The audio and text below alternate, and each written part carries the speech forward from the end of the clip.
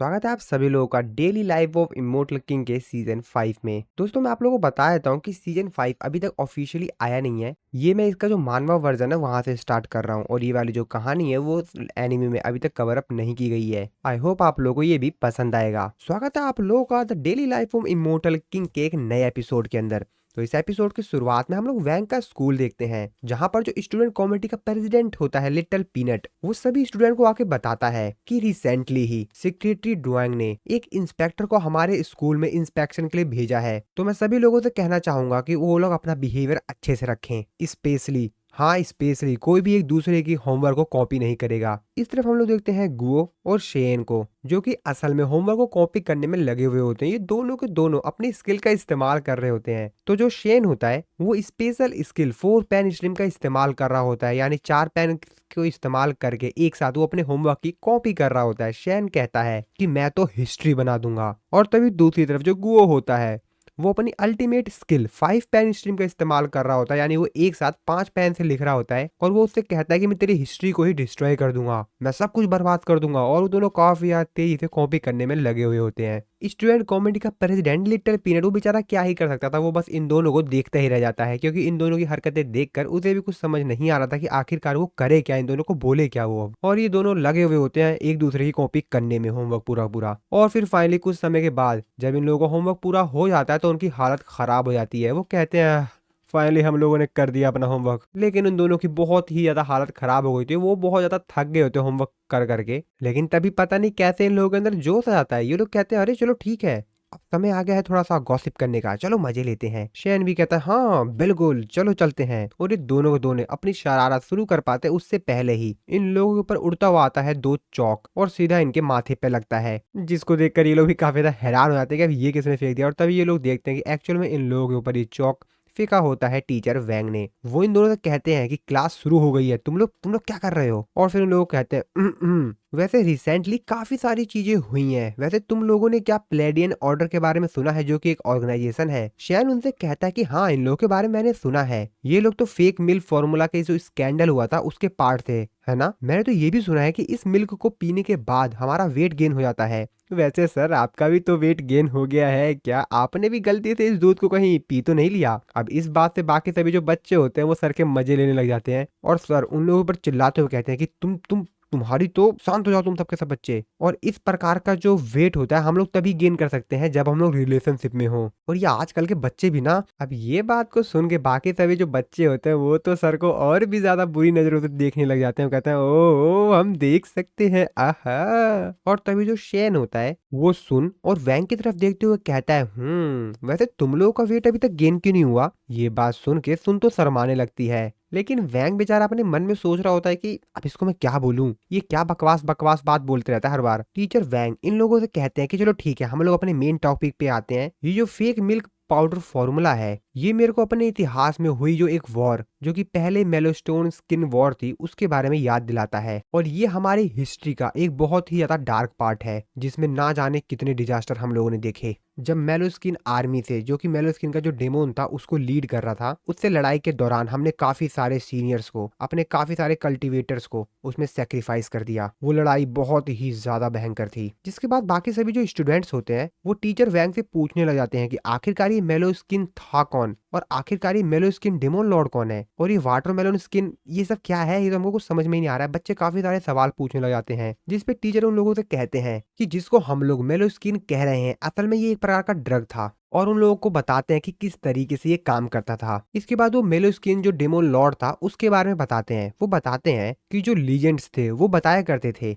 कि वो बहुत ही ज्यादा पावरफुल था, और एक बार तो उसने जो हमारे जनरल ई थे उनको भी हराया था, जो कि हमारे नेशन के जो 10 फाउंडिंग जनरल है उनमें से एक थे। उन्होंने उसके ऊपर 3 अटैक किए थे, लेकिन उसके बदले में उसने सिर्फ उनके ऊपर एक ही अटैक किया और उनको घायल कर दिया था।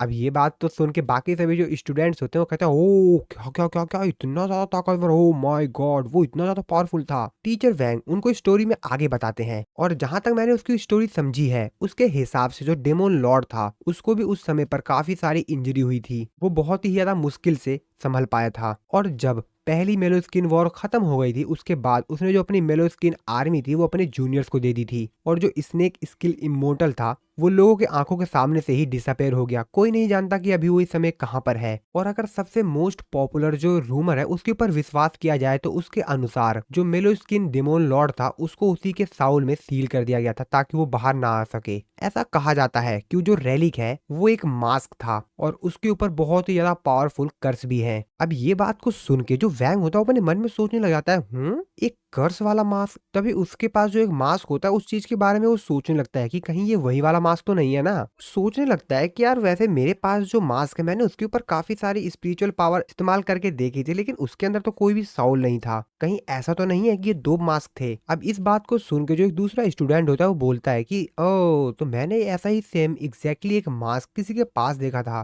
कहीं उसी के अंदर तो मेलोस्किन जो डेमोन लॉर्ड है वो छुपा तो नहीं हुआ है। और तभी वो यहाँ पर वैंग को देखता है तो वैंग इसको बहुत ही ज्यादा गुस्से भरी नजरों से देख रहा होता है। इस बात चीज को देखकर वो कहता है कि मेरे को लगता है कि मेरे को लगता है कि मैंने कुछ गलत जगह कुछ बोल दिया क्या। और वो भी वैंग को इस तरीके से देखकर काफी ज्यादा डर जाता है। टीचर वैंग उनको आगे बताते हैं कि इस पूरी स्टोरी का जो सबसे ज्यादा क्रेजीएस्ट पार्ट है वो ये है कि जब स्नेक स्किन इमोर्टल को कैप्चर किया गया था तो पाया गया कि वो प्रेग्नेंट थी। ये बात सुन के सारे बच्चे काफी ज्यादा हैरान हो जाते हैं। कहते हैं कि सर वो प्रेग्नेंट थी कि प्रेग्नेंट था। तभी गुओ टीचर वैंग से बोलता है कि है यानी कि स्नेक स्किल जो इमोर्टल थी वो असल में एक वुमेन थी लेकिन आखिरकार वो शादी से पहले ही कैसे प्रेग्नेंट हो गई। जिस पे टीचर वैंग कहते हैं अच्छा क्वेश्चन है। टीचर वैंग उन लोगों को बताते हैं कि नहीं स्नेक स्किल जो इमोर्टल था वो असल में एक मेल ही था लेकिन उसकी जो बॉडी थी वो बाकी लोगों की तुलना में कुछ अलग ही थी। एक तरह से तुम कह सकते हो कि उसका नेचुरली कुछ ऐसा ही सीन था। अब ये बात को सुन के तो बाकी सभी बच्चे काफी ज्यादा कंफ्यूज हो जाते हैं। वो बेचारे मूर्ति बन जाते हैं। वो कहते हैं कि कुछ भी समझ नहीं आ रहा है। अब इन्हें क्या हमें भी कुछ समझ नहीं आ रहा है। चलो कोई नहीं। टीचर वैंग आगे इन लोगों को बताते हैं। आगे क्या बताते हैं इन लोगों से कहते हैं हाँ ठीक है आज की क्लास में बस इतना ही।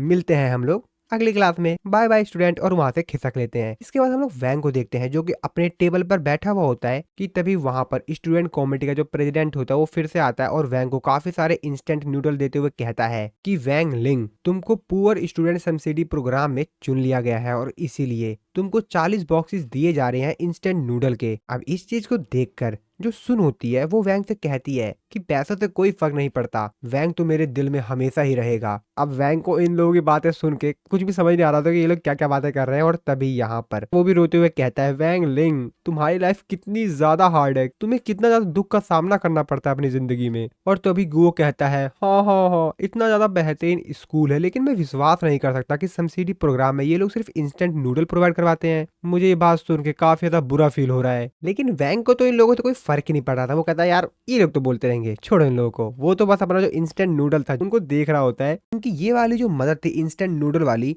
ये असल में जू ही ने की थी। जू ही खुश होते हुए कहता है कि टीचर को मेरा तोहफा पसंद आएगा। वैंग का जो डॉगी होता है वो वैंग को बताता है कि टीचर ने मेरे को स्कूल से भगा दिया। उन्होंने बताया कि स्कूल में डॉग अलाउ नहीं है तो तुमको अपने घर ही रहना होगा। ये बात सुनकर वैंग थोड़ा सा नाराज हो जाता है। कहता अच्छा उन्होंने ऐसा कुछ कहा। लेकिन डॉग एक स्माइल देते हुए कहता है कि कोई दिक्कत की बात नहीं है। और फिर वैंग डॉग को अपने घर पे ले आता है। डॉग अपने मन में सोचते हुए कहता है कि इस घर की जो मिस ऑनर है उनको भी इतना अच्छा ट्रीट नहीं मिलता होगा जितना अच्छा ट्रीट मुझे मिल रहा है। वैंग जैसे ही अपने घर पे पहुंचता है तो वो वहां पर अपने फादर को किसी से बात करते हुए सुनता है तो वो छुपकर उन लोगों की बात सुनने लग जाता है। तो वहां पर जो बंदा आया हुआ होता है वो उसके डैड से कहता है कि मिस्टर वैंग प्लीज आप हमारे ग्रुप के ऊपर विश्वास कीजिए।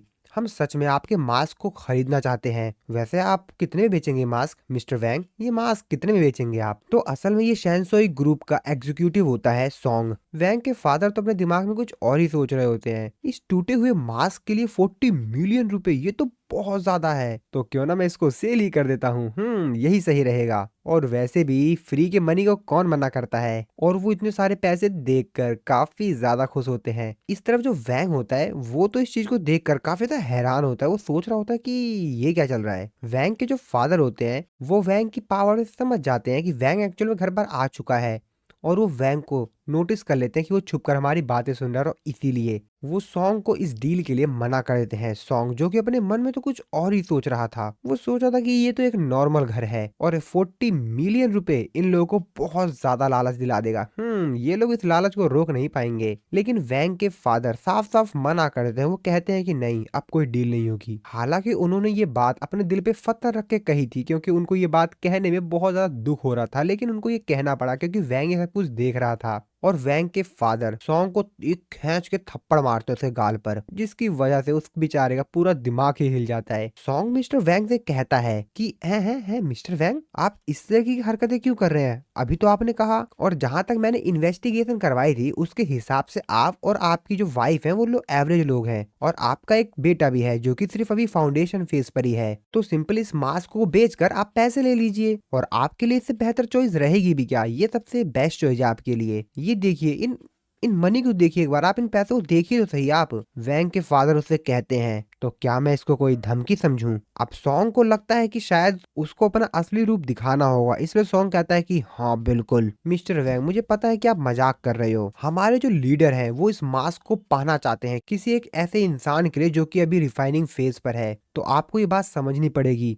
तो आप हमारे साथ कॉर्पोरेट कीजिए, यही आपके लिए सबसे बेस्ट ऑप्शन रहेगा, समझे? और वो जैसे ही वैंग के फादर को टच करने के लिए जाता है, वो बहुत ज्यादा दूर जाके गिरता है। उसके तो शरीर के पूरे रोंगटे खड़े हो जाते हैं, उसका शरीर कांप सा जाता है। उसको समझ में नहीं आता कि आखिरकार मैंने सिर्फ इसको टच किया और मैं इतनी ज्यादा दूर आगे गिर गया, ये क्या बंदा है ये? वो बेचारे की तो हालत बहुत ही ज्यादा खराब हो गई होती है, वो बहुत ज्यादा डर गया होता है। वो अपने मन में सोच रहा होता है कि आखिरकार ये चल क्या रहा है। मेरे को जो इन्फॉर्मेशन दी गई थी उसके हिसाब से तो मिस्टर वैंग, इनकी जो पावर है वो सिर्फ रिफाइनिंग फेज पर है, लेकिन जिस तरीके से तुरंत इन्होंने मेरे को इतनी ज्यादा दूर उठा के फेंक दिया, इससे तो ऐसा लग रहा है कि मेरे से झूठ बोला गया था इस इंसान के बारे में। ये इंसान जरूर नेसेंट फेज मास्टर है। और वैंग के फादर सॉन्ग को फिर से एक थप्पड़ मारते हैं खींचकर। उस बेचारी की तो हालत पहले से ही खराब थी, ये वाला थप्पड़ खा के उसकी हालत और भी ज्यादा खराब हो जाती है। इस तरफ जो डॉग होता है वो बहुत ज्यादा खुश हो रहा होता है, और वो अपने मन में सोच रहा होता है, यहाँ तक कि मैं जो कि एक ट्रांसफॉर्मेशन फेज पर है, मुझ जैसा डेमोन, वो भी इस घर वालों से डर डर के रहता है। इससे ज्यादा अजीब बात क्या ही होगी। वैंग के फादर उसको बड़ी ही बुरी नजरों से देख रहे होते हैं, गुस्से भरी नजरों से। अब इस चीज को देखकर तो सॉन्ग की और भी ज्यादा हालत खराब हो जाती है। वो कहता है कि सर मेरे को गलत मत समझिए, मेरे को आपके बारे में बहुत ज्यादा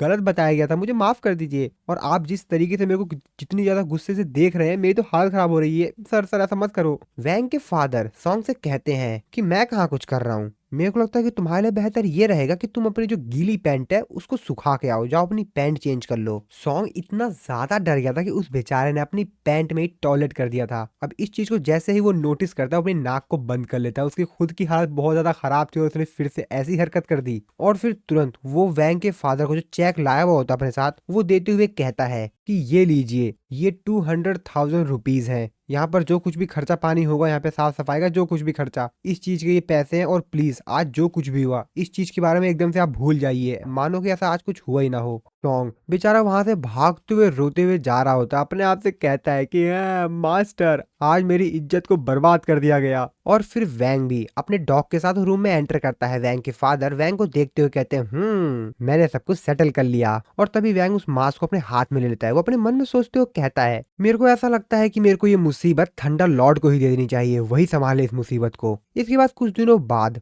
वैंग थंडर लॉर्ड से मिलने के लिए आता है और वो उनको मास्क दिखाता है। थंडर लॉर्ड उस मास्क को देखते हुए वैंग को बताते हैं कि असल में ये जो मास्क है ये गैर गोल मास्क है, और जैसा कि सनसाई ग्रुप इस मास्क को खरीदने की कोशिश कर रहा था, तो इन सब का तो मतलब यही है कि इस मास्क के अंदर जरूर ऐसी कोई चीज है जो कि बहुत ही ज्यादा इंपॉर्टेंट है और बहुत ज्यादा कीमती है। जितना जल्दी हो सके मैं इस चीज के ऊपर इन्वेस्टिगेशन करूंगा। लेकिन वैसे ब्रदर वैंग, तुमने वैसे क्या इस मास्क को पहनने की कोशिश की? वैंग तो अपना यहाँ पर इंस्टा नूडल खा रहा होता है, जो कि उसको बहुत सारा मिला हुआ होता है ना स्कूल से, वो वाला। उसका तो बेचारे का पूरा मुंह ही फूल गया होता है। वो कहता अब वैंग का इस तरीके का फेस देखकर तो थंडर लॉर्ड को भी हंसी आती है। वो कहते हैं, जैसा कि मैंने एक्सपेक्ट किया था, ब्रदर वैंग जब इंस्टा नूडल खाते हैं तो उनका फेस कुछ इतना ज्यादा बेहतरीन हो जाता है। लेकिन डॉग को तो बड़ी हैरानी हो रही होती है, उसको तो कंफ्यूजन सी हो रही होती है कि ये क्यों तारीफ कर रहा है इतना। जो सॉन्ग होता है वो वहां से गया नहीं हुआ होता है, जो कि उनके घर से थोड़ा सा दूर पे ही एक जगह बनाकर वहां पर इन लोगों के ऊपर निगरानी कर रहा था। वो कहता है कि अगर तुम लोग मेरे को इसको बेचोगे नहीं तो मैं तुमसे ये चुरा लूंगा और फिर तुम मेरे को ब्लेम मत करना। लेकिन उसको तो कुछ सुना ही नहीं दे रहा था, क्योंकि उस घर के ऊपर नॉइस आइसोलेटिंग स्पेल कास्ट किया गया था और इसीलिए बहुत ज्यादा परेशान हो गया था, क्योंकि उसको तो कुछ सुनाई ही नहीं दे रहा था। लेकिन तभी वो काफी ज्यादा ध्यान से सुनता था, उसको सुनाई देता, वो कहता और थंडर लॉर्ड भी वैंग के लिए काफी सारे नूडल्स आए थे। वो वैंग से कहते हैं कि ये देखो, मैं तुम्हारे लिए काफी सारे इंस्टेंट नूडल लाया हूँ ब्रदर वैंग। इतने सारे अलग अलग फ्लेवर के नूडल्स को देखकर वैंग भी काफी ज्यादा खुश होता है। वो सारे के सारे इंस्टेंट नूडल थंडर लॉर्ड से ले लेता है। वो अपने मन में सोचता है, कहता shumai flavour, sweet and sour pork flavour, herbal root flavour, वाह वाह वाह, इसमें तो बहुत सारे फ्लेवर्स है, मजा आएगा खाने में। थंडर लॉर्ड वैंग से कहते हैं कि वैसे क्या ये मास्क मैं रख लूं, जिसपे वैंग कहता है हाँ हाँ रख लो, क्योंकि वो तो बस अपना नूडल्स खाने में लगा हुआ था जो कि थंडर लॉर्ड उसके लिए लाए हुए थे, और वो तो बस उन नूडल्स का आनंद ले रहा था। थंडर लॉर्ड से कहते हैं कि वैसे ये मास्क मैं रख लूं, वो कहता है हाँ हाँ रख लो। अब ये बात सुनकर सॉन्ग, जो कि बाहर ही इनकी बातें सुन रहा था हेडफोन लगा के, वो ये बात सुनकर काफी ज्यादा हैरान होता है। वो कहता है क्या? तो असल में थंडर लॉर्ड ने यहाँ पर एक डील की थी वैंग के साथ। तो थंडर लॉर्ड वैंग से कहते हैं कि वैसे वैंग तुम मेरे को ये जो मास्क है वो कितने में बेचोगे? वैंग भी उनसे कहता है कि बस मेरे को आप 5 इंस्टेंट नूडल्स दे दो, मैं आपको ये मास्क दे दूंगा। तो कुछ इस तरीके से थंडर लॉर्ड ने अपनी डील को कंफर्म किया और सिर्फ 5 इंस्टेंट नूडल पैकेट में ही उसने वैंग से ये मास्क खरीद लिया। और इस डील से थंडर लॉर्ड तो बहुत ही ज्यादा खुश थे, लेकिन जो बंदा इस चीज से बहुत ही ज्यादा नाराज था वो सॉन्ग था, और वो उनकी यही वाली डील सुनकर बहुत ही ज्यादा हैरान होता है कि सिर्फ 5 इंस्टेंट नूडल में वैंग ने इनको मास्क बेच दिया। मिस्टर सॉन्ग अपने मन में सोचते हुए कहता है कि मैंने इसको 40 मिलियन कैश दिया, लेकिन उसने इस चीज को रिजेक्ट कर दिया, और सिर्फ 5 इंस्टेंट नूडल के पैकेट पर ही बंदा मान गया। कैसा इनलॉजिकल बंदा, इससे पहले मैंने अपने जीवन में ऐसा इनलॉजिकल बंदा नहीं देखा। मतलब ऐसा कौन करता है? लेकिन हाँ, मैं इससे काफी ज्यादा इम्प्रेस हुआ। और इस तरफ थंडर लॉर्ड वैंग से कहते हैं कि ठीक है तुम अपना इंस्टेंट नूडल खाओ, मैं निकलता हूँ। और वैंग भी उनको वो मास्क ले जाने से नहीं रोकता, क्योंकि वो तो अपना इंस्टेंट नूडल खा रहा था मजे से बस। इसके बाद हम लोग कुछ समय बाद का सीन देखते हैं, जब थंडर लॉर्ड कहीं पर जा रहे होते हैं कि तभी उनके पास एक लेटर आता है। वही देख के काफी ज्यादा हैरान होते हैं कि ये लेटर कहाँ से आ गया और ये लेटर भेजा किसने है। और तभी उनको याद आता है, और लेकिन तभी वो एक बहुत भयंकर छींक मारते हैं, जिसकी वजह से वो लेटर बहुत ज्यादा दूर जाता है।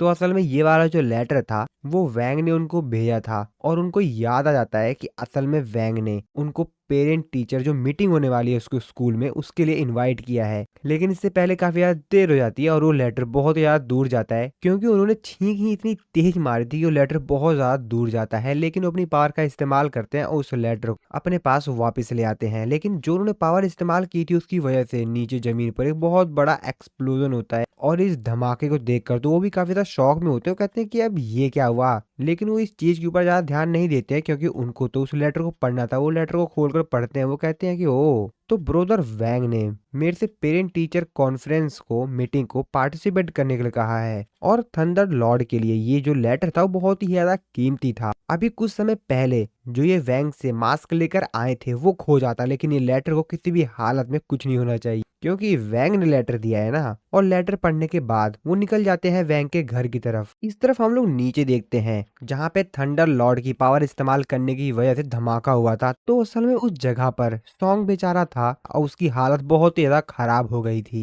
तो असल में वो इसी जगह पर छिपकर वैंग की और थंडर लॉर्ड की सारी बातें सुन रहा था। लेकिन थंडर लॉर्ड ने तो गलती से ही सही इस बेचारे को बता दिया कि वो कितने ज्यादा पावरफुल है। वैंग की हालत इस धमाके से खराब हो गई थी। वो अपने आप से कहता है कि ओह शिट, ये बंदा सिर्फ स्पीड ट्रांसफॉर्मेशन फेस पावर का इस्तेमाल किया और उसने मेरी ये हालत कर दी। और अगर क्या हो असल में वो मेरे ऊपर अटैक ही करता तो तब तो मेरे को डाउट है कि मैं बच भी पाता कि नहीं। मेरे शरीर के तो हिस्से भी नहीं मिलते। और तभी वो अपने बॉस के पास फोन लगाता है। उसका बॉस फोन को उठाता है। वो अपने बॉस से कहता है कि बॉस मास्टर, अगर हम लोगों को वो मास्क चाहिए तो हम लोगों को किसी प्रोफेशनल को भेजना पड़ेगा जो कि स्प्लिट ट्रांसफॉर्मेशन स्टेज पर हो, क्योंकि यहाँ के जो लोग हैं वो तो मामूली है ही नहीं, इन लोगों का तो कुछ अलग ही लेवल चल रहा है। और दोस्तों ये तो अभी वैंग से मिला ही नहीं है, जब उसकी पावर देखेगा तब तो इसकी हालत खराब ही हो जाएगी, तो ये बेचारा सदमे में ना चला जाए। लेकिन उसका बॉस जो होता है वो सॉन्ग से कहता है कि शांत रहो शांत रहो, पैसा ही सब कुछ है, पैसा ही किंग है, और अगर वो 5 से नहीं मान रहे हैं तो इसको 10 कर दो। तो आप लोग ये बात समझे, इसका बॉस कह रहा है 5 मिलियन और सॉन्ग 40 मिलियन दे रहा है। भाई 10 मिलियन की कमीशन कमा रहा है, क्या बंदा है ये। और अब ये बात सुनकर तो सॉन्ग भी काफी ज्यादा खुश हो जाता है। वो अपने बॉस से कहता है कि बढ़िया बढ़िया, ठीक है ठीक है ठीक है ठीक है, मैं अब आपको गारंटी देता हूँ कि अब तो ये मिशन पूरी तरीके से कंप्लीट हो जाएगा। और फिर उसका बॉस भी कॉल रख देता है। और इसके बाद हम लोग मंडे का दिन देखते हैं, यानी कि जिस दिन पेरेंट्स टीचर मीटिंग होने वाली थी। थंडर लॉर्ड वैंग को फोन कर उससे कहते हैं कि हेलो ब्रदर वैंग, मैं तुम्हारे पेरेंट्स टीचर मीटिंग में बाद में जाऊंगा, उससे पहले क्या तुम मेरे घर पर आ जाओगे, ये मास्क एक बार चेक कर लो। और मेरे को मास्क के बारे में तुमसे कुछ बात भी करनी है। और ऐसा बोलने के बाद वैंग बोलता हाँ बिल्कुल, और फिर तुरंत वैंग अपने टेलीपोर्टेशन मैजिक का इस्तेमाल कर डायरेक्टली उनके पास आ जाता है तुरंत। थंडर लॉर्ड भी काफी ज्यादा खुश होते हैं कि वैंग काफी ज्यादा जल्दी आ गया। अब वैंग बेचारा यहाँ पर आने के बाद थोड़ा सा नाराज होता है कि यार मेरे को किस खुशी में यहाँ पे बुला लिया, इंस्टेंट नूडल भी देंगे, पत्नी क्या काम करवाएंगे। थंडर लॉर्ड वैंग से कहते हैं अरे ऐसा मुंह मत बनाओ यार, मेरे को ये मुंह देखकर तुम्हारा याद आता है, ऐसा मत करो। इसके बाद थंडर लॉर्ड वैंग को बताते हैं कि मैं तुम्हारे लिए इस बार डुअल लायन लेकर आया हूँ केव इमोर्टल से, और जब मैं पेरेंट्स टीचर मीटिंग में जाऊंगा तो तुम दोनों को ये जो मास्क है इसकी निगरानी करनी है, और मैं तुम दोनों को इसकी सिक्योरिटी का काम देके जाता हूँ, तो इसको संभाल कर ध्यान से देखते रहना कहीं ये मास्क चोरी ना हो जाए या कोई आकर ले ना जाए। और फिर वो डुओ लायन को बुलाता है, उससे कहता है कि बाहर आ जाओ। और ये डुओ लायन बहुत ही ज्यादा बड़ा और खतरनाक दिख रहा होता है। वो थंडर लॉर्ड की तरफ देखते हुए कहता है ये तू कौन है बे। थंडर लॉर्ड वैंग को बताते हैं कि यह है डुओ लायन। ये एक हाइब्रिड स्पीड क्रिएचर है जिसको कि ज़ियो क्लेन ने बनाया था, और इसको बनाया तब गया था जब उन लोगों ने अपनी स्पिरिचुअल पावर का अनलॉक किया था। हालांकि यंग डुओ लायन जो कि ऑलरेडी ही गोल्डन कोर स्टेज पर है, लेकिन फिर भी ये एक प्राइजलेस क्रिएचर है। डुओ लायन अभी बात सब कुछ सुनकर बहुत ज्यादा गुस्सा आता है, वो चिल्लाता है, जिसपे थंडर लॉर्ड उसके ऊपर उल्टा चिल्लाते हुए कहते हैं कि वे शांत हो जा, थोड़ी इज्जत दे ले यार। ब्रदर केव और मैं, हम दोनों एक दूसरे को काफी लंबे समय से जानते हैं, और उन्होंने ही तुम्हें मेरे पास भेजा है, तो इतनी चीजें चिल्लाओ मत, थोड़ी बहुत रिस्पेक्ट दो मेरे को। और इसके बाद तो थंडर लॉर्ड और भी ज्यादा भड़क जाते हैं, और वो डुओ लायन के ऊपर चिल्लाते हुए कहते हैं कि मैं तब से अभी तक ब्रदर डुओ की वजह से शांत हूँ, और मैं सिर्फ अपनी पावर से डर रहा हूँ कि कहीं मैं अपनी पावर का पूरा इस्तेमाल ना कर दूं और तुमको खत्म कर दूं, इसलिए चुपचाप साइलेंट होकर बैठे रहो, मेरे से ज्यादा बकवास मत करो। अब इस बात से तो डुओ लायन और भी ज्यादा भड़क जाता है, और इससे पहले थंडर लॉर्ड कुछ कर पाते डुओ लायन उनको खा जाता है। हाँ भाई, पूरा ही खा जाता है उनको। अभी इन सब चीजों को देखकर तो वैंग को कुछ भी समझ नहीं आ रहा होता है, वो तो सोच रहा होता है कि क्या चल रहा है ये, उल्टा मेरे को यहाँ पर फंसा दिया यार, कैसे लोग हैं। और तभी थंडर लॉर्ड एक बटन दबाते हैं और डुओ लायन से बोलते हैं कि मेरे को छोड़ स्टूपिड बीस्ट, और फिर डुओ लायन भी उनको छोड़ देता है। थंडर लॉर्ड की हालत बहुत ही ज्यादा खराब हो गई थी, वो कहते हैं कि हो बाल बाल मैं बच गया, मैं काफी ज्यादा स्मार्ट था, मैंने ब्रदर केव से पहले ही उनकी कुछ वॉइस कमांड ले लिए थे, तो एक्चुअल में ये जो डिवाइस था इसके अंदर डुओ लायन का जो ऑनर है यानी ब्रदर वे केव, उनकी कुछ वॉइस लाइंस हैं जिसकी वजह से वो डुओ लायन को कंट्रोल कर सकते हैं। और फिर इसके बाद वो डुओ लायन के ऊपर बहुत ज्यादा तेजी चिल्लाते हैं, और फिर से एक कमांड लाइन चलाते हैं और उसको बोलते हैं कि बेवकूफ बीस्ट नीचे बैठ जा। और फिर वो डुओ लायन के साथ मजे लेने लगते हैं, और वो भी कुछ नहीं कर पाता क्योंकि कमांड लाइन के हिसाब से तो कुछ ऐसा ही करना था। और थंडर लॉर्ड उसके दबा के मजे लेते हैं, कहते हैं स्टूपिड बीस्ट ऐसे कर, स्टूपिड बीस्ट वो कर, और वो बेचारा ना चाहते हुए भी उसको वो सब करना पड़ता है। थंडर लॉर्ड वैंग से कहते हैं कि ब्रदर वैंग, अगर तुम इस बीस्ट को कंट्रोल ना कर पाओ और कोई दिक्कत करे ना ये, तो बस तुम इस रिकॉर्डिंग को चला देना। वैंग उनको लेकिन इस चीज के लिए साफ साफ मना कर देता है, उनको कहता है कि मेरे को इस चीज की कोई भी जरूरत नहीं है, क्योंकि वैंग तो फुल जोश में था अपनी पावर को लेकर कि भाई इसको तो मैं देख लूंगा, ये बीस्ट मेरा क्या ही बिगाड़ लेगा। अब इस चीज से डुओ लायन बहुत ज्यादा भड़क जाता है, वो वैंग की तरफ बहुत ही ज्यादा गुस्से से देख रहा होता है, और फिर वैंग भी डुओ लायन के थोड़े से मजे लेते हुए थोड़े से गुस्से में देख लेता, हाँ बस थोड़े से गुस्से में। और अब इस चीज को देखकर डुओ लायन की बहुत ज्यादा बड़ी गंदी वाली फट जाती है, क्योंकि एक्चुअल में उसने वैंग के अंदर से उसके निकल रही जो पावर्स होती है उसको भाई देख लिया था। इस चीज को सेंस करने के बाद तो वो काफी ज्यादा डर जाता है, वो अपने मन में सोचते हुए कहता है कि है ये क्या क्या बंदा है ये, हो अच्छा हुआ मैंने इसे फालतू नहीं बोला, ये तो अलग ही लेवल का बंदा है। और जैसा कि डुओ लायन एक शेर है, लेकिन उसके बाद भी वो वैंग की पावर देखने के बाद इतना ज्यादा डर गया होता है कि वो कहता है म्याऊ म्याऊ, और वो बिल्ली उतरे हरकत करने लगता है, क्योंकि उसको पता लग गया था कि अगर वैंग के सामने फालतू बोलूंगा तो पक्का पिटूंगा। अब इस चीज को देखकर तो थंडर लॉर्ड भी काफी ज्यादा खुश होते हैं, वो वैंग की तारीफ करते हुए कहते हैं कि ब्रदर वैंग, तुम तो काफी ज्यादा अमेजिंग पर्सन हो, तुम तो एनिमल लवर हो, तुम एक ऐसे इंसान हो जिसे सारे बीस्ट लव करते हैं। लेकिन अभी तो लगता है थंडर लॉर्ड को ये बात पता नहीं है कि जितने भी बीस्ट होते हैं वो वैंग की पावर को सेंस कर लेते हैं, उसकी वजह से समझ जाते हैं कि ये कोई मामूली बंदा नहीं है, और इससे फालतू बोलना मतलब बेमतलब में पिटना। थंडर लॉर्ड की ऐसी बात सुनकर वैंग का रिएक्शन कुछ अजीब सा होता है, और फिर थंडर लॉर्ड चले जाते हैं पेरेंट्स टीचर मीटिंग में। वो गाना गा रहे होते हैं कि पेरेंट्स टीचर मीटिंग में आ रहा हूँ, और ये गाना गाते हुए वहां से चले जाते हैं। इस तरह हम लोग देखते हैं वैंग को और डुओ लायन को, जो कि उस मास्क की रक्षा कर रहे थे। और फिर शाम हो जाती है। शाम को हम थंडर लॉर्ड के घर के ऊपर काफी सारे मेजेस को देखते हैं, जो कि शायद वही मास्क चुराने के लिए आए हुए थे। उनमें से जो एक मेज होता है वो अपने बाकी सभी जूनियर से कहता है, तो सभी लोग मेरी बात ध्यान से सुनो, हम लोग एक साथ मिलकर स्पिरिचुअल फॉर्मेशन बनाएंगे इस मेंशन के आसपास और फिर इस मेंशन को डिस्ट्रॉय कर देंगे। तो सभी लोगों को समझ आ गया ना कि हम लोग को क्या करना है। और फिर बाकी सभी मेज भी तैयार होते हैं और वो सभी के सभी एक साथ मिलकर फॉर्मेशन बनाते हैं। अंदर वैंग, जो कि अपना इंस्टेंट नूडल खा रहा था, उसको भी पता चल जाता कि बाहर क्या कारनामा हो रहा है। वो अपने मन में सोचते हो, कहता ओ, तो उनमें से 10 स्पिरिट ट्रांसफॉर्मेशन फेज में है। तो यहाँ पर बाहर जितने भी मेज आए हुए थे उनमें से जो 10 मेज थे वो स्पिरिट ट्रांसफॉर्मेशन फेज पे थे। और ये बात वैंग को भी पता चल जाती है। वैंग को उन सबके बारे में पता चल जाता है कि असल में कौन कौन किस फेज पर है। और बाहर जो मेज का सीनियर होता है वो चिल्लाते हुए कहता है कि अब इसको मेरी पावर का पता चलेगा, जब भी मेरी पावर को फील करेगा तो इसको पता चलेगा। और इन लोगों को असल में यहाँ पर सॉन्ग लेकर आया हुआ था, तो सॉन्ग ने इन लोगों को पैसे दिए थे ताकि ये इसके लिए वो मास्क चुरा ले। सॉन्ग उन लोगों से कहता है कि वैसे तुम लोग जीत तो जाओगे ना ग्रेट सेज, जिस पे वो सॉन्ग को बताता है कि हाँ बिल्कुल, वो लड़का और वो जो बीस्ट डुओ लायन है ना घर के अंदर, उन लोगों को तुम मरा हुआ ही समझो, क्योंकि जो मैं फॉर्मूलाइज स्पिरिचुअल फोर्स इस्तेमाल कर रहा हूँ इसको एक्टिवेट होने में थोड़ा सा समय लगता है। तो तुम बस थोड़ा सा इंतजार करो और फिर देखो मेरा कमाल कि इन लोगों के साथ क्या होता है, तुम चिंता मत करो। और अंदर वैंग, जिसको कि पता चल गया था कि ये लोग कुछ बड़ा कारनामा करने वाले हैं, वैंग अपने मन में सोचते हुए कहता है, हेवेनली स्पिरिचुअल फोर्स।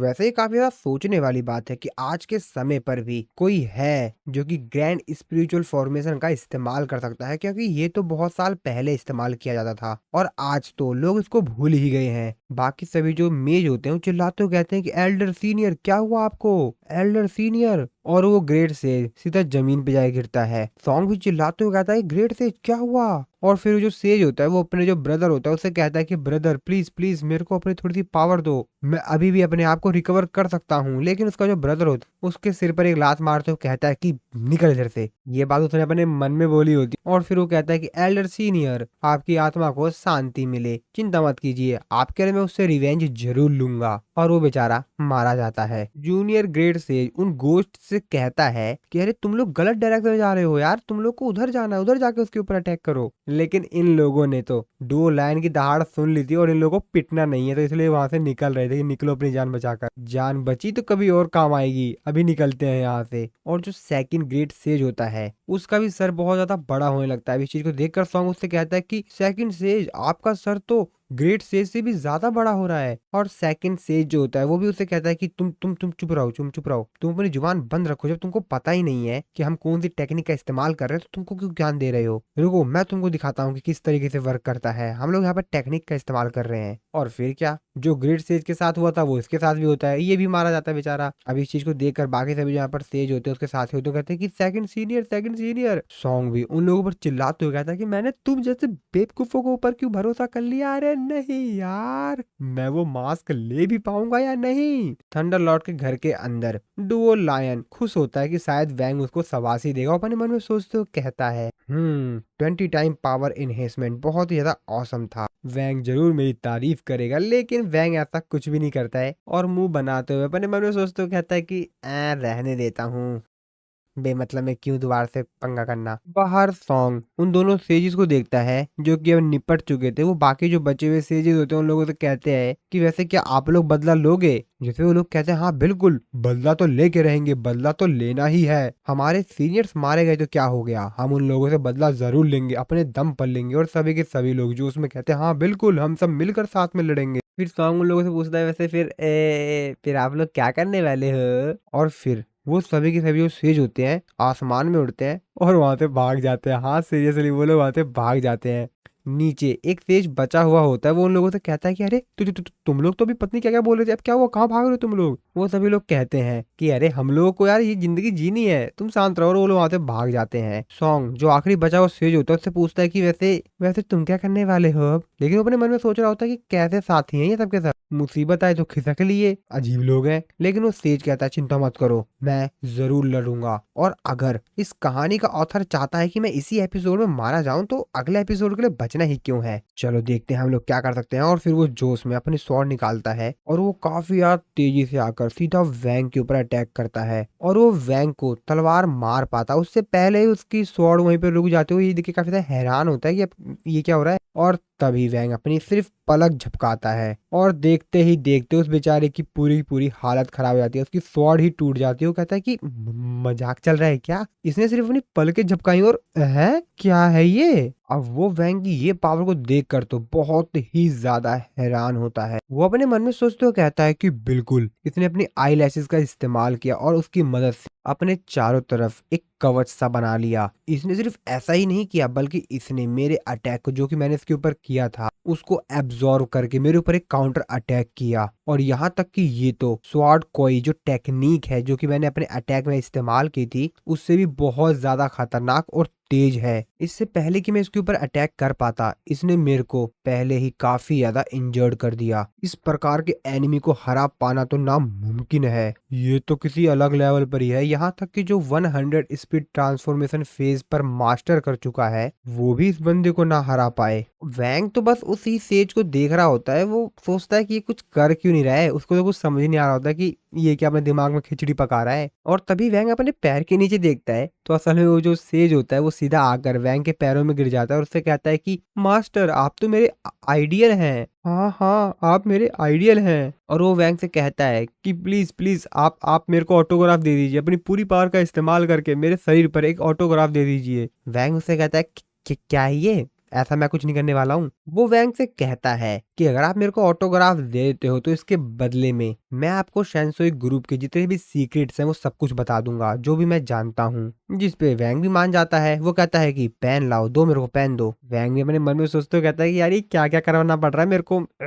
और वो उसको ऑटोग्राफ दे देता है। ऑटोग्राफ मिलने के बाद वो वैंग को थैंक्स बोलता है और उससे कहता है कि आप चिंता मत कीजिए माय आइडियल, मैं आपका बहुत बड़ा फैन हूँ और जैसा कि मैंने आपसे वादा किया था तो मैं आपको सारे इन्फॉर्मेशन जरूर दूंगा। अभी के लिए तो मैं जा रहा हूँ, तो मैं चलता हूँ, लेकिन मैं आपका फैन जिंदगी भर रहूंगा। और फिर वो वहां से भाग जाता है। और वो भागते हुए वहां से जाते हुए कहता है ओ बच गया बच गया बच गया, अच्छा वो मरा नहीं। तो शायद उसकी सारी प्लानिंग वैंग से बचने की थी। वैंग भी उसे कहता है ओह क्या बंदे हैं यार ये। और फिर जब थंडरलॉर्ड घर पे वापस आते हैं तो उससे पहले वो जो सेज होता है जिसको कि अभी वैंग ने ऑटोग्राफ दिया होता है वो थंडरलॉर्ड को एक बैग देता है। थंडरलॉर्ड को तो कुछ भी समझ नहीं आता कि मेरे को बैग क्यों दे रहा है, ये बंदा है ही कौन। और फिर वो अपने घर पे वापस आते हैं लेकिन वहां का नजारा देख कर वो काफी ज्यादा हैरान हो जाते हैं। वो चिल्लाते हुए कहते हैं ओ माय गॉड यहाँ पर ये चल क्या रहा था। और वो वैंग के ऊपर गुस्सा करते हुए कहते हैं कि ये तब यहाँ पर क्या चल रहा है, यहाँ पे इतने धमाके क्यों रखे हैं और यहाँ तक कि मेरे छत के ऊपर छेद भी कर दिया इतना बड़ा। अरे ये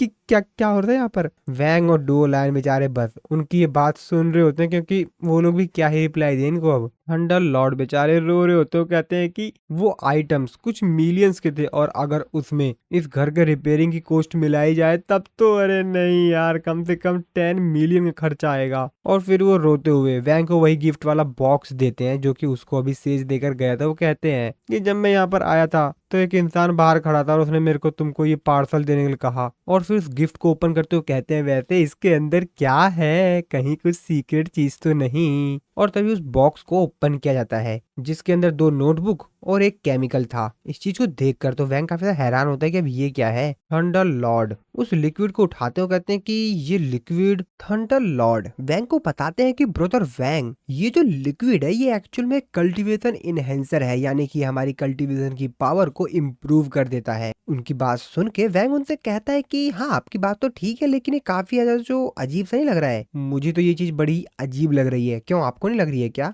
थंडरलॉर्ड उसको बताते हैं कि ब्रदर वैंग मैंने इस नोटबुक को पढ़ा और ये बहुत बहुत बहुत ज्यादा बुरा है। एक्चुअल में ये बहुत बड़ी खोज थी और जैसा कि मैंने इस ग्रे नोटबुक को पढ़ा है तो इसके रिकॉर्ड के हिसाब से ये जो लिक्विड है इसको सबसे पहले मॉक्सिकन कैसल के द्वारा डेवलप किया गया था, यानी कि उनके द्वारा इसको खोजा गया था, बनाया गया था। और ये उन कल्टीवेटर्स के लिए बनाया गया था जो कि एक मैक्सिमम लेवल पे पहुंच चुके हैं और वो अपने आप को और भी ज्यादा ग्रो करना चाहते हैं। और ये इंसान की जिंदगी का बस थोड़ा सा हिस्सा ले लेता है और उसको काफी ज्यादा यूनिक पावर देता है जिसकी वजह से वो अपने बॉडीज को और भी ज्यादा मैनिपुलेट कर सकते हैं और भी ज्यादा चेंजेस कर सकते हैं। साथ ही में उनके अंदर बहुत ज्यादा इम्प्रूवमेंट हो जाएगी और वो अपने रियल में बाकी सभी लोगों से और भी ज्यादा पावरफुल हो सकते हैं। इसके अलावा इसका और भी ज्यादा इस्तेमाल किया गया और असल में इस चीज का इस्तेमाल एजुकेशन फैकल्टी के ऊपर भी किया गया। मैक्सिकन कैसल था, उन्होंने इंसानों के ऊपर इस लिक्विड के साथ एक्सपेरिमेंट किया और उन्होंने कुछ ह्यूमन एक्सपेरिमेंट्स किए अपने स्टूडेंट्स के साथ। और असल में जो शैनशाई ग्रुप है जो कि असल में इस मास्क को चाहता है, उसे पाना चाहता है, एक्चुअल में उसको मैक्सिकन कैसल के द्वारा कंट्रोल किया जाता है। तो एक्चुअल में जो सॉन्ग इस मास्क के पीछे पड़ा हुआ है ना, तो उनका जो शैनशाई ग्रुप है उनका और मैक्सिकन कैसल का कुछ रिलेशनशिप है और इसी वजह से वो लोग इस मास्क को लेना चाहते हैं। अब ये बात सुनकर वैंग थोड़ा सा सोच में पड़ जाता है। वो थंडर लॉर्ड से कहता है, मैंने भी इस चीज के बारे में सुना है कि ये भी रिसेंटली काफी सारे स्टूडेंट्स मिसिंग हो गए हैं। अब ये सारी चीजें सुनकर थंडर लॉर्ड बहुत ही ज्यादा गुस्से में हो जाते हैं। वो गुस्से में कहते हैं कि मैंने मैक्सिकन कैसल से ऐसा बिल्कुल भी एक्सपेक्ट नहीं किया था कि वो इस प्रकार की चीजें इतनी सीक्रेट में करेंगे और ये हमारे देश के लिए बहुत ज्यादा अपमान की बात है। और तभी थंडर लॉर्ड के पास डार्कनेस की कॉल आती है। डार्कनेस थंडर लॉर्ड से कहता है कि मेरे को आपका फेवर फिर से चाहिए, मेरे को कुछ स्टूडेंट्स के बारे में और भी पता चला है, तो एक बार आप वहां पर जाकर देख लोगे। अच्छा वो सब तो ठीक है, वैसे रिसेंटली जो आपके लैब में कारनामा हुआ था उसकी रिपेयरिंग कैसी चल रही है? थंडर लॉर्ड डार्कनेस से कहते हैं कि हाँ वो सब तो ठीक चल रहा है, लेकिन मुझे जानना है कि आखिरकार वो कौन है जिसने कि मेरे पूरे पूरे लैब को डिस्ट्रॉय कर दिया। एक बार मिल जाए मैं उसे छोड़ूंगा नहीं। जिस पे डार्कनेस थंडर लॉर्ड से कहता है, हाँ ये सब तो ठीक है, लेकिन ब्रदर थंडर आपने मेरे से कहा था कि आप उस बेवकूफ इंसान को ढूंढ रहे हो जिसने कि आपके लैब को पूरी तरीके से डिस्ट्रॉय कर दिया। वैसे आप उसको कब तक ढूंढ लेंगे? जिस पे वो गुस्से में कहते हैं, अच्छा तुम उस बास्टर्ड की बात कर रहे हो, तुम उसकी चिंता बिल्कुल भी मत करो। और वैसे भी मेरे को अभी भी अपना प्रॉमिस याद है, बस एक बार जो कैनन है वो रिपेयर हो जाए तो फिर मैं और ब्रदर वैंग अपनी स्पिरिचुअल पावर का इस्तेमाल कर कर उस बास्टर्ड को ढूंढ ही लेंगे और उसके बाद हम उसको बताएंगे कि घर तबाह करना किसे कहते हैं। हम वही बम उसके घर में भी लगा देंगे और के पूरे घर को उड़ा देंगे और तब उसको पता चलेगा कि आखिरकार कितना मजा आता है, उसने मेरे पूरे लैब को डिस्ट्रॉय कर दिया, मैं उसको छोड़ूंगा नहीं, उस बास्टर्ड को मिलने दो बस एक बार। जिस पे डार्कनेस थंडर लॉर्ड से कहता है कि ये थोड़ा सा ज्यादा नहीं हो गया वैसे? अब इससे तो थंडर लॉर्ड और भी ज्यादा भड़क जाते हैं। वो गुस्से में चिल्लाते हुए कहते हैं कि उस बास्टर्ड ने जो कुछ भी किया है उसके बाद कुछ बचा भी है कहने के लिए? बस एक बार मैं तुमको सच बता रहा हूँ डार्कनेस, तुम मेरे भाई जैसे हो, बस एक बार मेरे को उस बंदे का एड्रेस मिल जाए फिर मैं उसको बताता हूँ, उसको तो मैं सबक सिखा के रहूंगा, बस ये सब कुछ तुम मेरे ऊपर छोड़ दो। और वो अपने फोन को गुस्से में तोड़ने लगते हैं। जिस पे डार्कनेस उससे कहता है कि थैंक यू, वैसे आप अपना फोन तोड़िए मत। और फिर थंडर लॉर्ड थोड़ा सा शांत होते हैं और तब कहते हैं, अबे मैं तो भूल गया था बे, बड़ा महंगा फोन है यार। अब ये सब कुछ देख कर तो वैंग सोच रहा होता है कि भाई क्या लोग हैं ये लोग, अब वो बेचारा क्या ही बोले। थंडर लॉर्ड वैंग की शक्ल देखते हैं, उनको तो कुछ समझ नहीं आ रहा था कि ये क्या सोचता रहता है, ये तो अलग ही चलता है, ये पत्नी क्या क्या सोचता रहता है, क्या लॉजिक चलता है। और फिर इसके बाद नाइट में थंडर लॉर्ड और वैंग अपने सुपर स्मार्ट व्हीकल के ऊपर बैठकर हॉस्पिटल पहुंचते हैं। तो असल में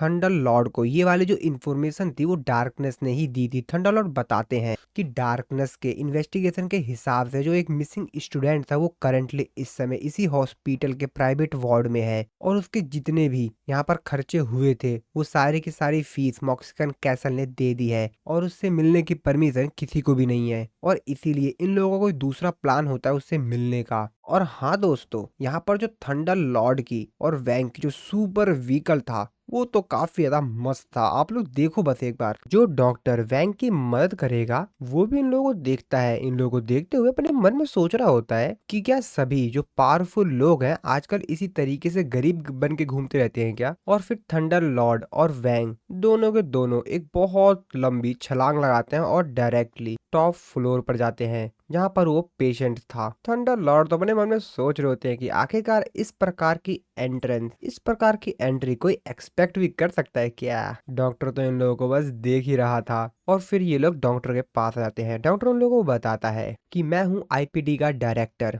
ली और मैं ही आज आपकी मदद करूंगा। वो इन दोनों से कहता है कि मेरे को आप दोनों से मिलकर काफी अच्छा लगा और बाकी सारे जो इन्फॉर्मेशन है मेरे को वो मास्टर केव इमोर्टल ने बता दी है। तो आप लोग चिंता मत कीजिए इमोर्टल वैंग और थंडरलॉर्ड, मैं आप लोगों की मदद जरूर कर दूंगा। चलिए आप मेरे पीछे आइए। दूर खड़ी जो कार होती है उसके अंदर सॉन्ग होता है। वो भी ये नजारा देखकर काफी ज्यादा हैरान होता है। वो अपने मन में सोचते हुए कहता है कि अबे ये लोग कर क्या रहे हैं आखिरकार, कहीं उस चीज के बारे में सबको पता तो नहीं चल गया। और फिर ये लोग जो स्पेशल ट्रीटमेंट रूम होता है उसके बाहर आ जाते हैं। इन लोगों को इस रूम के अंदर जाने का एक कार्ड देता है और उन लोगों को बताता है कि तुम लोग चिंता मत करो, जब तक तुम्हारे पास ये कार्ड रहेगा तुम लोग इस एरिया में जब मर्जी जितना चाहे घूम सकते हो, और अगर आप लोगों को प्रॉब्लम होती है तो मेरे को बता देना। और फिर कार्ड के बदले उसको पैसे मिल जाते हैं। दूर खड़ा बेचारा वैंग ये सब कुछ देख रहा होता है। कैसी दुनिया है यार। डायरेक्टर ली कहता है कि चिंता मत कीजिए, ये काम जरूर करेगा, और वहां से खिसक लेता है। थंडर लॉर्ड भी कहते हैं बिल्कुल बिल्कुल बहुत बढ़िया। थंडर लॉर्ड वैंग से कहते हैं कि ब्रदर वैंग काम हो गया। और फिर ये लोग उस कार्ड की मदद से उस रूम के अंदर पहुंच जाते हैं। रूम के अंदर पहुंचते ही अपने सामने का नजारा देख कर तो ये दोनों दोनों काफी ज्यादा हैरान होते हैं, क्योंकि इनके सामने बैठा होता है वही पेशेंट जो कि कह रहा था सिस्टम मिला दूंगा समझे।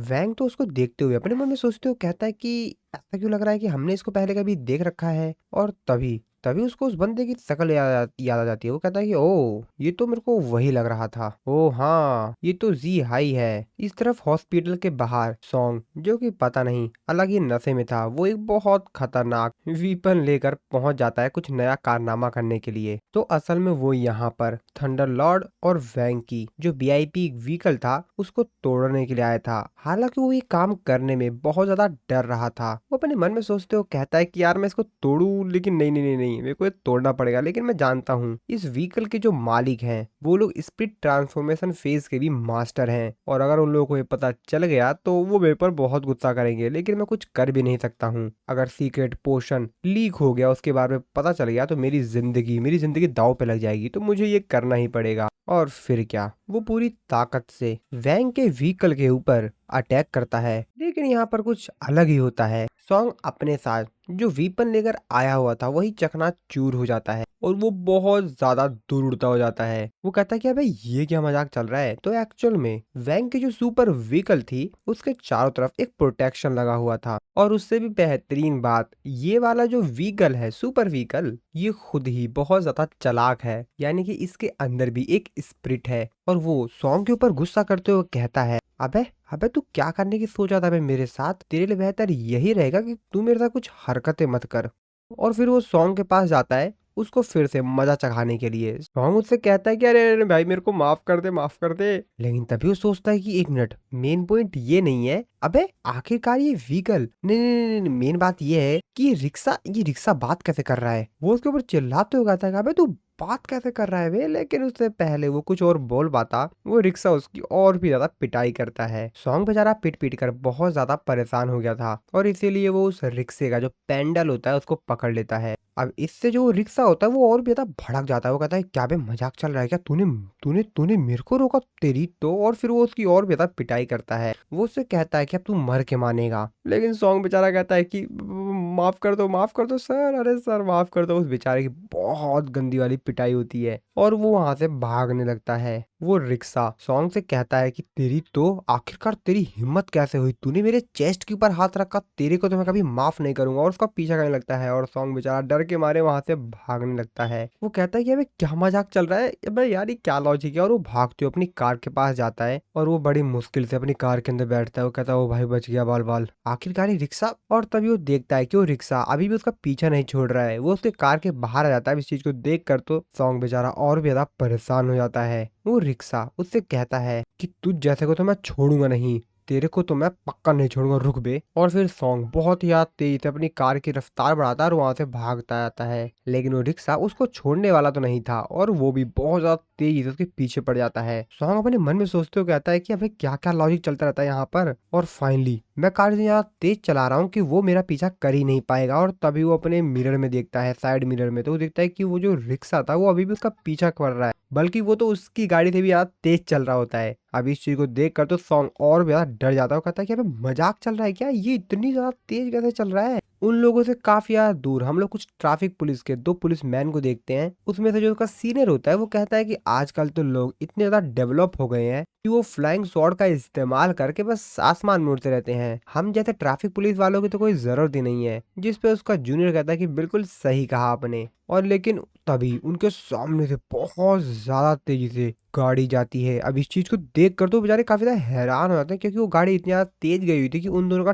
टोपा ही उड़ जाता है और उनके हाथ में जो स्पीड कैमरा था वो भी ब्लास्ट हो जाता है। अब इस चीज को देख कर तो वो दोनों काफी ज्यादा हैरान होते हैं। सीनियर पुलिस ऑफिसर उन लोगों के ऊपर चिल्लाते हुए कहता है कि अबे कौन बावले हो गए हो क्या, आधी रात को इतनी तेज गाड़ी चलाओगे, मरना है क्या बे। और तभी वो पुलिस ऑफिसर अपने आगे के जो पुलिस ऑफिसर होते हैं ट्रैफिक पुलिस वाले, उन लोगों को बता देता है कि सभी लोग ध्यान से सुनिए, 2 कार जो कि बहुत ही ज्यादा तेजी से चल रही है और उन्होंने जो मैक्सिमम लिमिट थी उसको भी क्रॉस कर दिया। तो सभी लोगों से रिक्वेस्ट है कि जैसे ही दिखे उन लोगों को रोको। यहाँ तक कि उन लोगों को जो कैमरा था वो भी उस चीज को नहीं पकड़ पा रहा था। वो लोग बताते हैं कि सर हमारे सामने से 2 कार बहुत तेज से चली गई, लेकिन हम लोग इनको रोक ही नहीं पाए क्योंकि इतनी की जो रफ्तार थी वो बहुत ज्यादा तेज थी। तभी उन लोगों को बताया जाता है कि फटाफट किसी भी हाल में उन दोनों कार का जो नंबर प्लेट है उसको चेक करो और हेड क्वार्टर में सभी लोगों को नोटिफाई कर दो। तभी उनको जो कैमरा होता है, जो फ्लाइंग कैमरा होता है, वो बताता है कि सर यहाँ तो कुछ अलग ही लॉजिक चल रहा है। एक्चुअल में एक कार को एक रिक्शा बहुत ज्यादा तेजी से उसका पीछा कर रहा है। नहीं नहीं सर, कंफर्म है ये एक रिक्शा ही है जो कि एक कार का बहुत ज्यादा तेजी से पीछा कर रहा है। अभी ये बात सुनकर तो ऑफिसर कहता है कि मैं सपना देख रहा हूँ क्या, क्या लॉजिक चल रहा है भाई ये।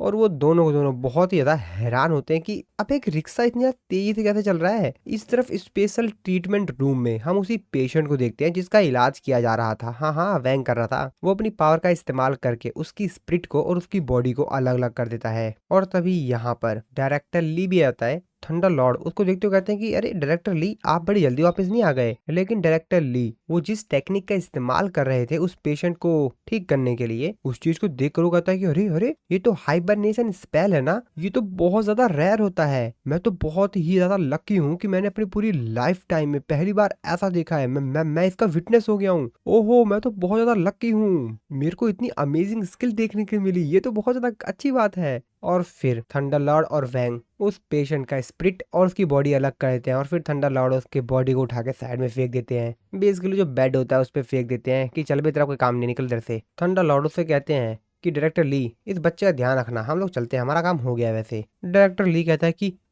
इमोर्टल वैंग, क्या क्या मैं आपसे। तभी वैंग थंडर लॉर्ड के पास आता है और उनसे कहता है कि थंडर लॉर्ड हमारे ऊपर निगरानी रखी जा रही है, हमको यहाँ से चलना चाहिए। और फिर थंडर लॉर्ड डायरेक्टर ली से कहते हैं कि डायरेक्टर ली अभी हम लोग को जाना होगा और अगर आपको पोषण के बारे में कोई भी अपडेट मिलता है तो आप हमको जरूर बता दीजिएगा। थंडर लॉर्ड कहते हैं कि अरे मेरी कमर, आराम से ब्रदर वैंग, आप इतना तेजी से मत ले जाइए। वैंग जो होता है वो थंडर लॉर्ड को एकदम टॉप बिल्डिंग से कुछ सेकंड्स के अंदर ही एकदम जमीन पे ले आता है। थंडर लॉर्ड उससे कहते हैं कि ब्रदर वैंग अगली बार जब आप कुछ ऐसी हरकतें कीजिएगा तो मुझे बता देना, तुम बहुत ज्यादा तेज हो, तुमने मेरे कमर की वाट लगा दी। और तभी वो लोग देखते हैं कि उनका जो रिक्शा था वो बहुत ही ज्यादा तेजी से उन लोगों के पास आता है, एकदम स्टाइल तरीके से। थंडर लॉर्ड देख के कहते हैं ओ ये तो काफी बढ़िया है। और फिर वो सारी बात थंडर लॉर्ड को बताया था कि किस तरीके से एक कार में एक सन की आया था, परेशान कर रहा था, मैंने उसको मजा चखा दिया। थंडर लॉर्ड ये बात सुनकर काफी ज्यादा खुश हो जाते हैं, कहते हैं ओ अमेजिंग अमेजिंग, तुमने तो काफी अच्छे ओवरटेक लिए,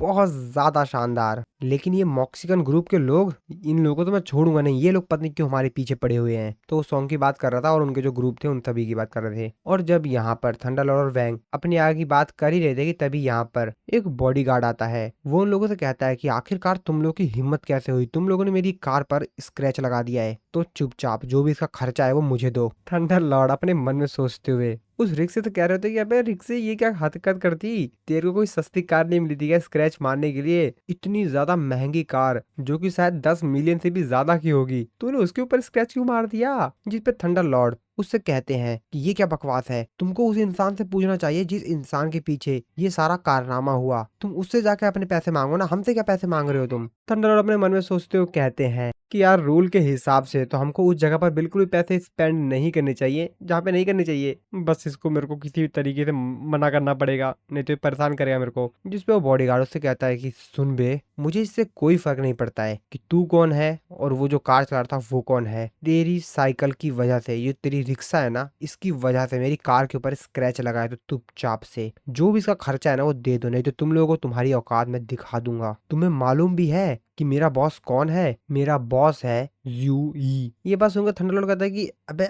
अब ये कौन है? जिस पे वो बॉडीगार्ड उसको बताता है कि वो बहुत ज्यादा पावरफुल हैं और वो 16th हाई लीजेंड हैं, जो कि अपने बहुत ही कम उम्र में गोल्डन कोर स्टेज पर पहुंच गए हैं और वो बहुत ही ज़्यादा पॉपुलर स्कूल के एडमिनिस्ट्रेटर भी हैं। और जहाँ तक मेरे को लगता है कि अब तुम लोगों को पता चल गया होगा कि मेरे बॉस कौन है। फिर वो अपने मन में सोचते हुए कहता है कि वैसे मैंने अपने बॉस के बारे में इन लोगों को काफ़ी कुछ बता दिया है, लेकिन मैंने ज़्यादा कुछ नहीं बता दिया है। चलो कोई नहीं, इस बात से इन लोगों को डर लगेगा और ये लोग अपनी औकात पे आ जाएंगे। जिस पे उन लोगों से कहता है कि तुम लोग समझ गए ना मैं किसकी बात कर रहा हूँ बे। और तभी उसका जो बॉस होता है वो वहां पर आता है, तो एक्चुअल में कोई और नहीं जू ही था। वो वैंग को यहाँ पर देखते हुए कहता है कि टीचर वैंग। वो वैंग के पास आते हुए कहता है कि टीचर वैंग, मैं आपका डिसाइपल इस समय का कितने समय से इंतजार कर रहा था। मैं दिन रात इस समय का इंतजार किया करता था कि कब मेरे को आपके दर्शन होंगे, कब मैं आपको देख पाऊंगा। अब इस चीज को देखकर जो वो बॉडीगार्ड होता है भाई, उसकी गंदी वाली फट जाती है। वो कहता है कि ये क्या लॉजिक है? अब अबे चल क्या रहा है? क्या मेरे बॉस अपने घुटनों के बल बैठे हुए हैं? ओह, तो इसका मतलब मिस्टर जू की जो कार है वो एक ऐसे इंसान की रिक्शे से स्क्रैच लगा है। और नहीं, जू ही अपने बॉडीगार्ड के ऊपर चिल्लाते हुए कहता है कि तेरे पास दिमाग है कि नहीं है? स्क्रैच मार दिया, इसका मतलब क्या होता है? ये मेरे टीचर का तो प्यार है, मेरे टीचर ने प्यार से इसे सिर्फ टच किया है। और फिर वो वैंग से कहता है कि मैं सही कह रहा हूँ ना सर? टीचर टीचर मैं आप सही कह रहा हूँ ना? अब वैंग बेचारा क्या ही जवाब दे। वो भी अपने मन में सोच रहा होता है कि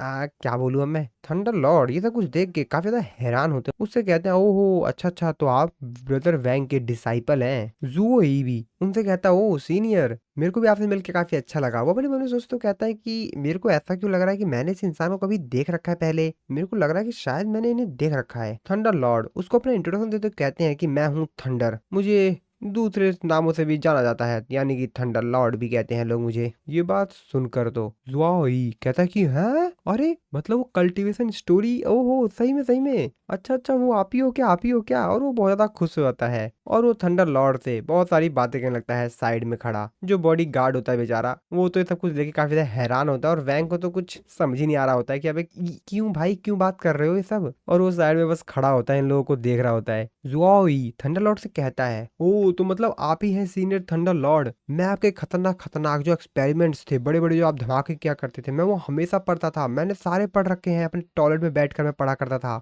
मेरे को तो विश्वास ही नहीं हो रहा है कि मैं आपसे इतने बेहतरीन दिन मिलूंगा। और फिर वो थंडर लॉर्ड से कहते हैं कि ये तो किस्मत की बात है कि हम दोनों अब एक साथ एक जगह पर मिल गए। वैसे क्या मैं आपसे पूछ सकता हूँ कि वो जो स्टोरीज थी 100 ऑफ लेडीज अ नाइट और चीटिंग यंग वाइफ्स, वो सब क्या कहानी सही थी? थंडर लॉर्ड कहते हैं कि भाई ये क्या इलॉजिकल इंसान है, ये सब क्या पूछ रहा है? और जब ये लोग बात कर ही रहे थे कि तभी इन लोगों को बड़ी तेजी से आवाज सुनाई देती है। तो एक्चुअल में यहाँ पर जो ट्रैफिक पुलिस वाले थे वो लोग यहाँ पर आ गए थे। वो उन लोगों से कहता है कि आखिरकार इस रिक्शे का ऑनर कौन है, हम उसको यहाँ पर पकड़ने के लिए आए, गिरफ्तार करने के लिए आए, क्योंकि उसकी वजह से आज बहुत बड़ा एक्सीडेंट होने से बच गया। तुम लोग को मालूम है ना कि कितना ज्यादा खतरनाक हो सकता था, जितनी ज्यादा तेजी से चल रहा था, कोई बड़ा एक्सीडेंट हो जाता तो। और तभी जुआओ ई कहता है कि इसका ऑनर मैं हूँ, ये मेरा व्हीकल है, ये मेरी रिक्शा है। जुआओ ई का जो बॉडीगार्ड होता है वो इस चीज को देखकर तो काफी ज्यादा हैरान होता है। और थंडर लॉर्ड और वैंग जुआओ ई से कहते हैं कि गुड जॉब, बहुत बढ़िया। जुआओ ई अपने मन में सोचते हुए कहता है कि इतनी बेहतरीन अपॉर्चुनिटी को मैं बेकार कैसे जाने दूं? इतनी अच्छी अपॉर्चुनिटी है कि मैं अपने टीचर को साबित कर सकता हूँ कि मैं काफी ज्यादा यूजफुल हूँ। ट्रैफिक पुलिस ऑफिसर जुआओ के ऊपर चिल्लाते हुए कहता है कि अबे तू हंस क्यों रहा है? जुआओ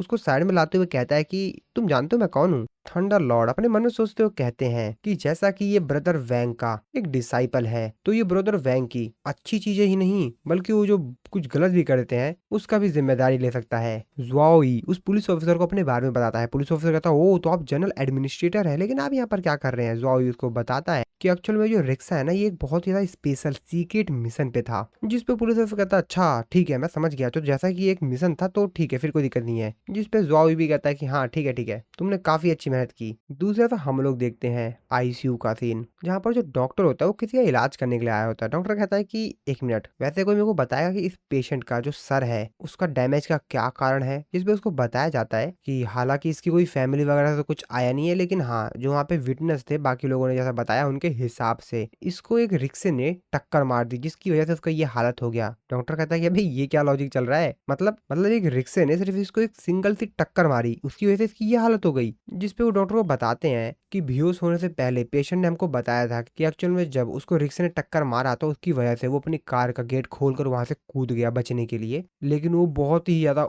ऊपर, काफ़ी ज़्यादा हाईवे पे था, इस वजह से वहाँ से उसकी कार थी पूरी तरीके से क्रैश कर गई और वो सीधा ज़मीन पे आके गिरी और वो उस कार से कूद भी नहीं पाया और वो ब्लास्ट हो गई, तो उस चक्कर में उसकी ये हालत हो गई। और फिर फाइनली उसका ऑपरेशन सक्सेसफुली हो जाता है। कुछ दिनों बाद का सीन देखते हैं, सॉन्ग बेचारा ठीक हो गया होता है। वो कहता है कि अबे यार, हमेशा मैं ही क्यों घायल हो जाता हूँ? और तभी उसका फ़ोन बजता है, जो एक्चुअल में उसके बॉस ने उसको कॉल किया था और शायद ये लोग प्लान में कुछ चेंज करने वाले हैं। और फिर इसी सीन के साथ हमारा ये वाला जो एपिसोड है वो खत्म हो जाता है। तो दोस्तों, नेक्स्ट एपिसोड को देखने के लिए अगर आप लोगों ने अभी तक चैनल को सब्सक्राइब नहीं किया तो सब्सक्राइब ज़रूर से कर देना और वीडियो अच्छी लगी तो वीडियो को लाइक कर देना। मिलता हूँ मैं आप लोगों को नेक्स्ट एपिसोड में।